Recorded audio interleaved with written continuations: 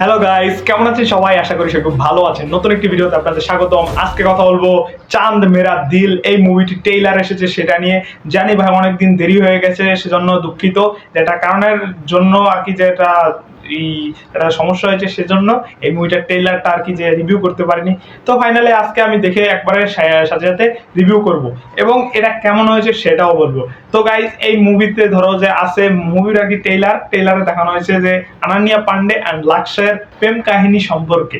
এবং তোমরা হয়তো বা লাক্সেকে অন্য অন্য মুভিতে দেখেছো, ধরো তার মুভি কিল মুভিতে যে ধর্মা প্রোডাকশন তাকে যে ব্যানারে যে প্রথম মুভি ডেবিউ করেছিল, তার দ্বিতীয় ধর্মা প্রোডাকশনের মুভি চলে এসেছে চাঁদ মেরা দিল, এবং সাথে রয়েছে বিউটি কুইন ওই আনান্যা পান্ডে। ভাই আমি টিজারটা দেখে বলেছিলাম ভাই যে আনান্যা পান্ডেকে কেন নিয়েছে, তার অ্যাক্টিং ভালো না। ঠিক আছে ভাই, তখন হয়তো বা টিজারটা দেখে সাইয়ারার মতো ফিল হয়েছিল তার অ্যাক্টিং। ভাই তুমি হ্যাঁ হয়তো বা আমাকে অন্য কিছু বলতে পারো যে আনান্যা পান্ডাকে ভাই এটা তো মানিয়েছে, অনেক ভালো হয়েছে, ঠিক আছে। কিন্তু অন্যান্য মুভি দেখো ভাই, আনান্যা পান্ডেকে অ্যাক্টিংই করছে না ভাই একবারে। অনেক মুভি আছে তার এরকম।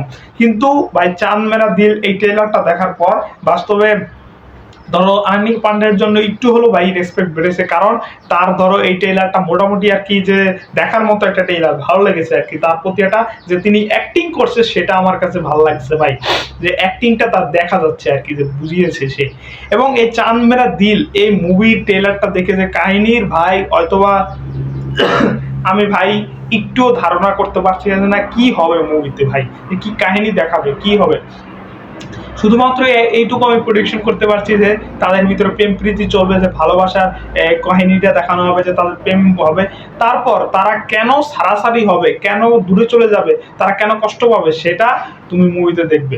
এবং একটা ভালো জিনিস হলো এই মুভিটার পজিটিভ ট্রেইলারটা দিক হলো যে এই মুভির কাহিনীর কোনো কিচ্ছু দেখানো হয়নি, যে কি জন্য তাদের কি হবে সেটা। অন্যান্য ট্রেইলারে তো সব একবারে মুভির সবকিছু দেখানো হয়ে যায়, কিন্তু এই মুভিটার একটা ভালো দিক বা ভালো পজিটিভ দিক হলো এটা, যে ট্রেইলার ওরকম ভালোভাবে বোঝা যায় না যে কি দেখানো হবে। তো ভাই লাক্সের প্রতি আমার একটা ভরসা আছে যে লাক্সের যে মুভি সিলেকশনে সেটা একটা ভালো দিক। হয়তোবা সে একটা ভালো মুভি উপহার দেবে, লাভ স্টোরির যে নতুন একটা ভালো ভাইব দিবে। এবং তোমার ধরো সেই হিসাবে মুভিটা দেখা যায় ভাই।